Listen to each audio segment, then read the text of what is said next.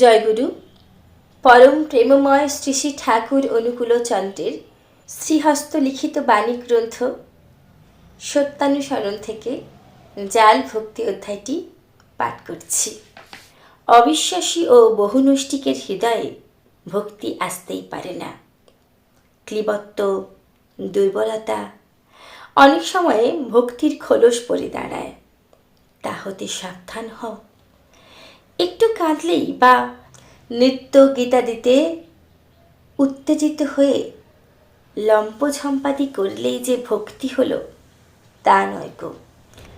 সাময়িক ভাব উন্মত্ততাদি ভক্তের লক্ষণ নয় গো। ভক্তের চরিত্রে পাতলা অহংকারের চিহ্ন এবং উদারতা ইত্যাদির চিহ্ন কিছু না কিছু থাকবেই থাকবে, নতুবা ভক্তি আসে নাই।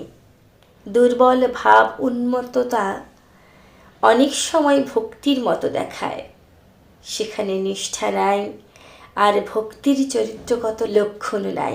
যার হৃদয়ে ভক্তি আছে সে বুঝতে পারে না যে সে ভক্ত, আর দুর্বল নিষ্ঠাহীন শুধু ভাবপ্রবণ গাঢ় অহংকারযুক্ত হৃদয় ভাবে আমি খুব বড় ভক্ত। অশ্রু, পুলক, স্বেদ, কম্পন হইলেই যে সেখানে ভক্তি এসেছে তা নয় গো। ভক্তি ওইগুলোর সঙ্গে তার স্বধর্ম চরিত্রগত লক্ষণ থাকিবেই থাকিবে। অশ্রু, পুলক, স্বেদ, কম্পন ইত্যাদি ভাবের লক্ষণ, তা অনেক রকমের হতে পারে। ভক্তির চরিত্রগত লক্ষণের সঙ্গে যদি ওই ভাবের লক্ষণগুলি প্রকাশ পায় তবেই তা সাত্ত্বিক ভাবের লক্ষণ।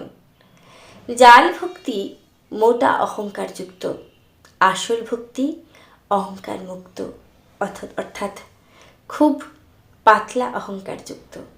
জাল ভক্তিযুক্ত মানুষ উপদেশ নিতে পারে না, উপদেষ্টা রূপে উপদেশ দিতেই পারে। তাই কেহ উপদেশ দিলে মুখে চটার লক্ষণ, বিরক্তির লক্ষণ, সঙ্গ পরিহারের চেষ্টা ইত্যাদি লক্ষণ প্রায় স্পষ্ট প্রকাশ পায়। আসল ভক্তিযুক্ত মানুষ উপদেষ্টার আসন একেবারেই নিতে গড়রাজি। যদি উপদেশ পায় তার মুখে আনন্দের চিহ্ন ফুটে বেরোয়। জয়গুরু। বন্দে পুরুষোত্তমম। পরম প্রেমময় শ্রী শ্রী ঠাকুর অনুকূলচন্দ্রের রাতুল চরণে আমার শত কোটি